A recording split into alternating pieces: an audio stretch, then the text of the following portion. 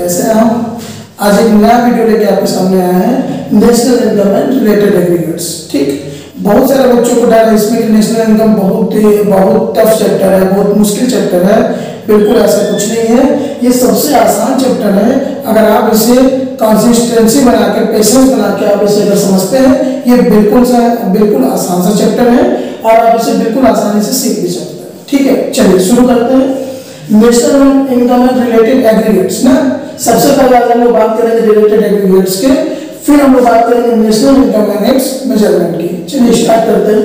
ठीक है, देखिए हम लोग रिलेटेड एग्रीगेट्स को समझने के लिए, नेशनल इनकम को समझने के लिए कुछ कीवर्ड होते हैं ना, कुछ वर्ड होते हैं, उसके बारे में समझ लेते हैं, इनकी फुल फॉर्म क्या होते हैं, फिर हम लोग इसका फार्मूला बनाना सीख लेंगे। देखिए सबसे कुछ वर्ड्स यहाँ पे हम समझा रहे हैं आपको, जैसे जी है, एन है, फिर एन है, एक बार एफसी है, एमपी है, डेप है,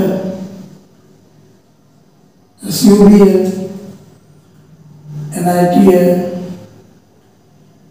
एनएफआई है,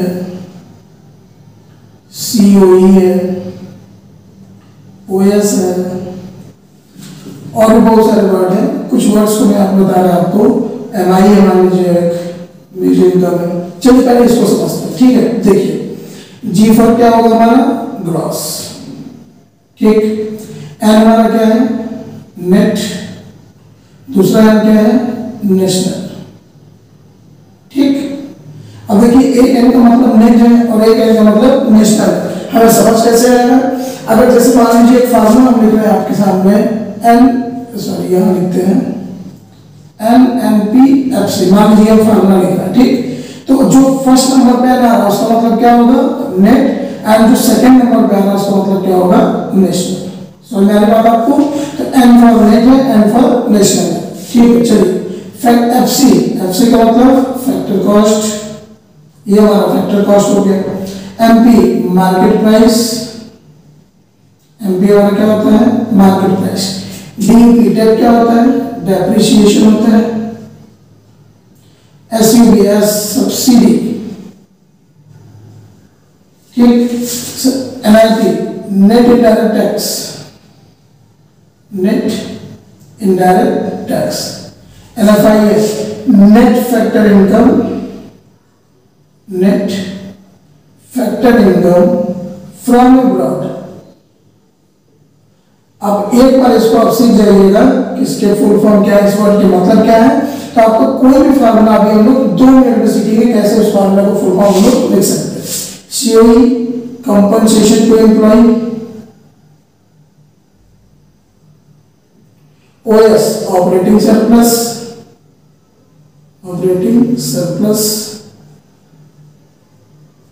MI based income,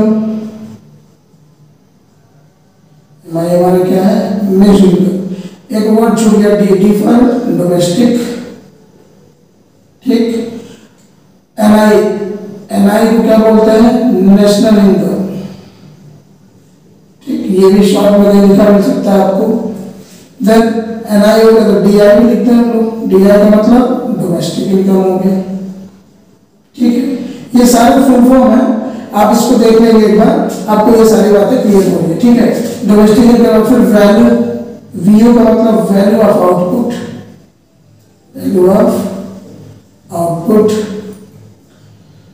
VI value of input, sorry. ठीक, वीए वैल्यू एडेड। ठीक है, तो देखिए कुछ ये चीजें हैं जिसके फुल फॉर्म हम लोगों को पता होना चाहिए ताकि हमको कभी भी नेशनल इनकम और उसके रिलेटेड एग्रीगेट के बारे में समझने में प्रॉब्लम ना हो। जी फॉर ग्रॉस बताया हमने, एन फॉर नेट भी होगा, नेशनल भी होगा।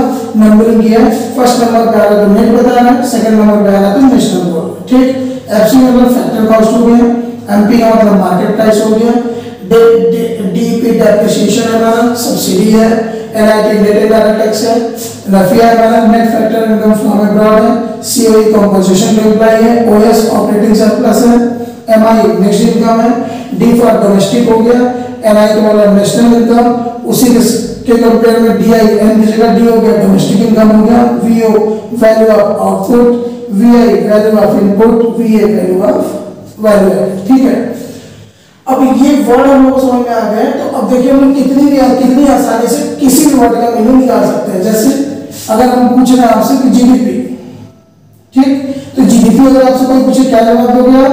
G फॉर क्या होता है हमारा ग्रॉस, D फॉर हमारा क्या था डोमेस्टिक, और P का मतलब प्रोडक्ट ही होता है।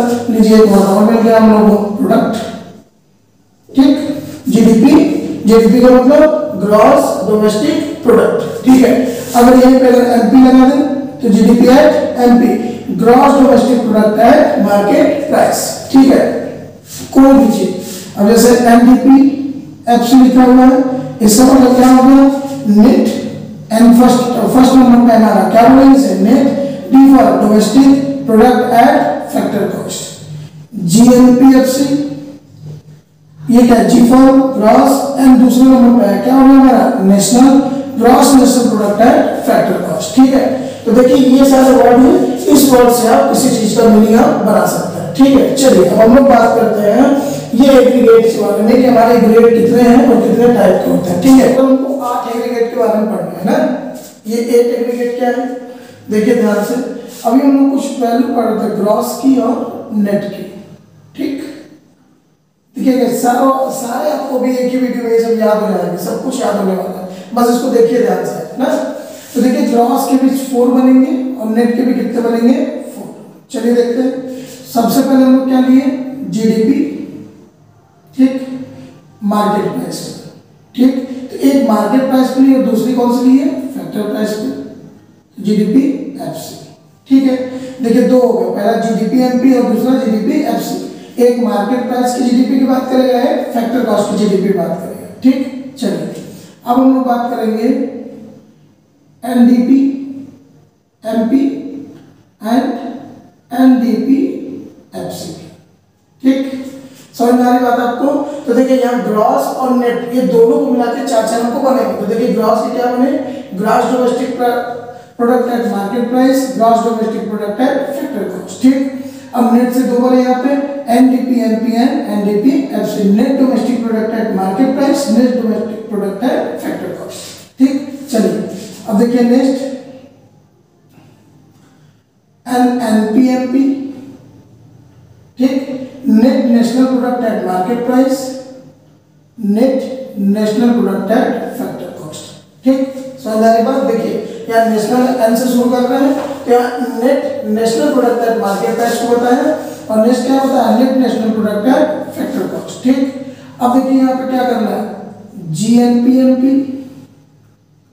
And GNPFC। ठीक, ये देखिए 8 एग्रीगेट में हमारे, तो 4 हमारे ग्रॉस के बनेंगे।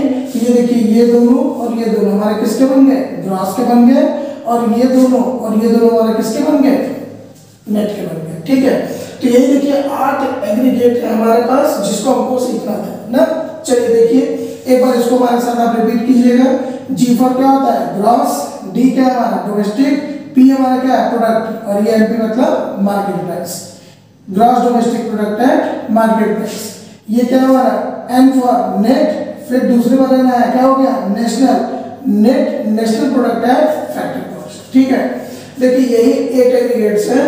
अब इसमें से किसी एक को उठाते हैं, ठीक, किसी एक को लेते हैं और इसकी डिफिनीशन बनाते हैं। आप बहुत ध्यान से देखिएगा, अगर आप एक के डिफिनीशन बनाना सीख गए, हम 2 के डिफिनीशन आपको सिखाते हैं, अगर आप 2 के डिफिनीशन आप बनाना सीख गए, आप सबके डिफिनीशन लिखना सीख जाओगे। देखिए कैसे बनती है। तो हम पहले शुरू करते हैं GDP MP से ना। चलिए ध्यान से देखिएगा इसको, इसकी डिफिनीशन कैसे। ये D का मतलब क्या होता है हमारा डोमेस्टिक होता है। ठीक, ये एग्जाम में आपसे पूछा जाता है कि भाई क्या होता है what do you mean by GDP MP, GDP MP क्या है, तो आपको बताना पड़ेगा। ठीक, देखिए कैसे बन रहा है। ये D का मतलब क्या हो गया डोमेस्टिक हो गया, ये MP का मतलब हमारा क्या हो गया मार्केट प्राइस हो गया। ठीक ना, ये हमारा क्या हो गया मार्केट प्राइस हो गया। और G मतलब आपको पता है ये क्या है हमारा ये ग्रॉस, ग्रॉस को हम क्या बोलते हैं भाई टोटल। ठीक है, अब यहाँ जो P है इसका मतलब क्या हो गया प्रोडक्ट हो गया। ठीक, ये सारे मतलब आप समझ लीजिए पहले। यहाँ D का मतलब क्या हो गया डोमेस्टिक हो गया, डोमेस्टिक डोमेस्टिक का मतलब डोमेस्टिक टेरिटरी, हमारे डोमेस्टिक टेरिटरी में बनी हुई चीज है, ठीक है। ग्रॉस टोटल, टोटल जितने भी हमारे डोमेस्टिक टेरिटरी में बने क्या प्रोडक्ट, कौन सा product, only final goods and services, only final goods and services, ठीक है। प्रोडक्ट में क्या है, only final goods and services. Market price, market value, तो देखिए बड़ा क्या हमारा, ये हमारा क्या हो गया, जीडीपी एमपी रिफर्स टू, ठीक, ऑल सभी किसकी वैल्यू, ऑल मार्केट प्राइस यानी market value, all market value of, all market value, ठीक। किसकी मार्केट वैल्यू है, किस चीज की मार्केट वैल्यू हमको निकालनी है, जितने भी फाइनल गुड्स एंड सर्विसेज हुई है, value of all final goods and services, all final goods and services, ठीक। सभी फाइनल गुड्स एंड सर्विसेज की प्रोड्यूस्ड, ठीक। अब ये डोमेस्टिक बोल रहा है, produced with in domestic territory of country, with in domestic territory of country, और कितने दिन में भाई, 10 साल 20 साल तो लेना नहीं है, कितने दिन में, 1 अकाउंटिंग पीरियड में, with in 1 accounting period, 1 accounting period. समझ में आ रही बात आपको? देखिए कितना आसानी से इसका डिफिनेशन बन रहा है, सारे वर्ड्स का मीनिंग लिखा गया, सारे वर्ड्स की मीनिंग लिखने के बाद ये हमारा क्या है, इसकी डिफिनेशन होगी, ठीक है। बहुत आसान से इसका डिफिनेशन है, एक बार इसको समझ लेंगे आप, सारे डिफिनेशन आप लिखना सीख जाएंगे, ठीक है। अगर हम लोग मान लीजिए यहाँ पे ले लेते हैं एनडीपी, एमपी की जगह एफसी कर लेते हैं, ठीक। चलिए देखिए, सेम एन का मतलब क्या होगा हमारा, नेट, डी मतलब क्या होगा हमारा, सेम है डोमेस्टिक, ठीक। एफसी का मतलब क्या हो गया, देखिए ये हमारा मार्केट प्राइस था और ये हमारा क्या हो जाएगा, मनी वैल्यू।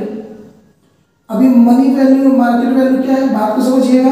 देखिए मार्केट प्राइस क्या है, अब देखिए सपोज एक एग्जांपल लेते हैं हम लोग, जैसे मान लीजिए एक फैक्ट्री थी, ठीक। ये फैक्ट्री में पेन बन रहा है ना, ये फैक्ट्री है, पेन बन रहा है, तो इस पे जितने भी फैक्टर ऑफ प्रोडक्शन होंगे, आपको पता होगा फैक्टर ऑफ प्रोडक्शन क्या क्या होते हैं, ठीक। फैक्टर ऑफ प्रोडक्शन में मान लीजिए लैंड है, लेबर है, कैपिटल है एंड एंटरप्रेन्योर, ठीक। तो अब जैसे ये पेन हो गई, इस पेन पे जितना फैक्टर ऑफ पेमेंट किया गया, मान लीजिए 10 रुपए, ठीक। इस पेन पे 10 रुपए टोटल फैक्टर ऑफ पेमेंट है। अब टोटल फैक्टर ऑफ पेमेंट में देखिए क्या क्या चीजें हैं, लैंड पे, लेबर पे, कैपिटल पे एंड प्रॉफिट पे। अगर मान लीजिए लैंड, लेबर और कैपिटल पे अगर 8 रुपए लग रहा है, ठीक, 2 रुपए अगर एंटरप्रेन्योर अपना प्रॉफिट कर रहा है, तो ये जो 10 रुपए है ये हमारा क्या हो जाएगा, फैक्टर कॉस्ट हो जाएगी। देखिए सिंपल सा मतलब समझिए, फैक्टर कॉस्ट का मतलब हमारा वो कॉस्ट होती है जो हमको किसी एक प्रोडक्ट को बनाने में एक्सपेंड होती है, ठीक। अब इस 10 रुपए के पेन को बनाने में हमको लैंड पे भी पैसा देना पड़ेगा, लेबर का पैसा लगेगा, कैपिटल का पैसा इंटरेस्ट हमको पेड करना पड़ेगा, और जो ओनर होगा, जो एंटरप्रेन्योर होगा, वो क्या लगाएगा, अपना प्रॉफिट लगाएगा। ये सारी चीजों को प्लस करने के बाद जो भी कॉस्ट मिलती है वो क्या होती है, फैक्टर कॉस्ट, ठीक। अब ये 10 रुपए की जो पेन थी, ये 10 रुपए की पेन क्या होगी, मार्केट में सेल होगी, ठीक। अब मार्केट में सेल होगी तो गवर्नमेंट बोलेगी भाई तुम अपने फैक्ट्री में सामान बनाया तो जरूर, लेकिन अब मेरी ट्रांसपोर्ट यूज करोगे, मेरा रोड यूज करोगे, ठीक। तो अब गवर्नमेंट क्या करेगी, इस पर कुछ टैक्स लगा देगी, ठीक। तो इस पर क्या प्लस कर दी गवर्नमेंट, टैक्स लगा दी, और कुछ हो सकता है सब्सिडी आपको दी। मान लीजिए इस पे 6 रुपए का गवर्नमेंट टैक्स लगाती है और 1 रुपया उस पर सब्सिडी देती है, तो ये जो 15 रुपीज निकल के आएगा ये हमारा क्या हो जाएगा, मार्केट प्राइस हो जाएगा। समझ में आ रही बात, ठीक। तो यानी फैक्टर कॉस्ट को मनी वैल्यू क्यों कर रहे हैं, कि वो मनी वैल्यू जो इस पर्टिकुलर प्रोडक्ट को बनाने में हमारा पैसा खर्च हो। समझ में आ रही बात? चलिए देखते हैं डिफिनेशन कैसे बन रही है। तो डिफिनेशन को हम लोग कैसे समझते हैं कि अब ये हमारा क्या है, देखिए मनी वैल्यू ऑफ कितने प्रोडक्ट, कौन से प्रोडक्ट, सेम एक ही बात, फाइनल गुड्स एंड सर्विसेज लिखते हैं। एनडीपीएफ से refers to money value of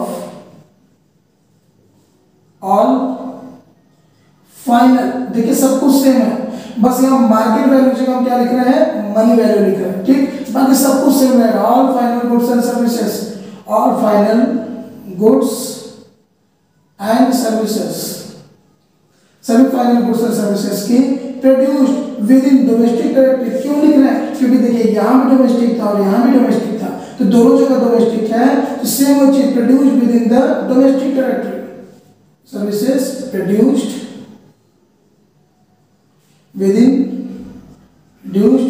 within domestic territory of country, ठीक। और फिर उसका टाइम पीरियड कितने दिन की बात करेगा, 1 अकाउंटिंग पीरियड, तो क्या लिखेंगे, विदिन 1 अकाउंटिंग पीरियड, ठीक है। समझ में आ गई बात आपको।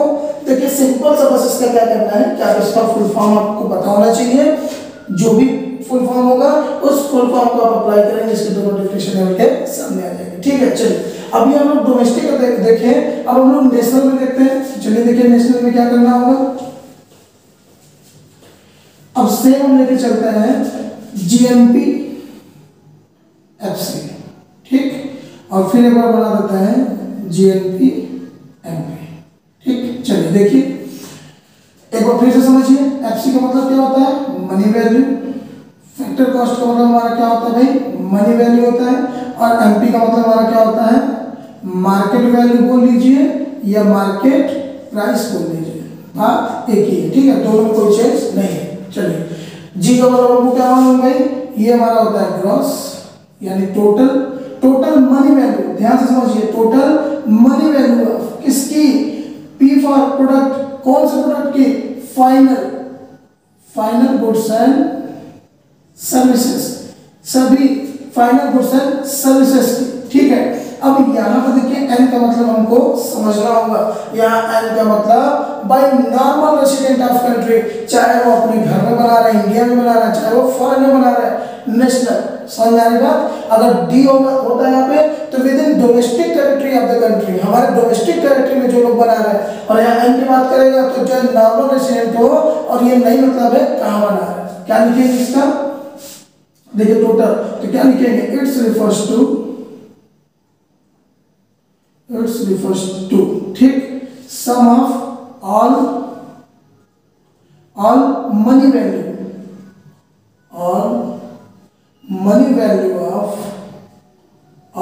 वैल्यू ऑफ, ठीक, किसकी, फाइनल गुड्स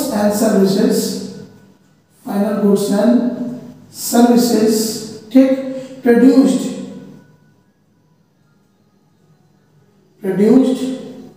within 1 accounting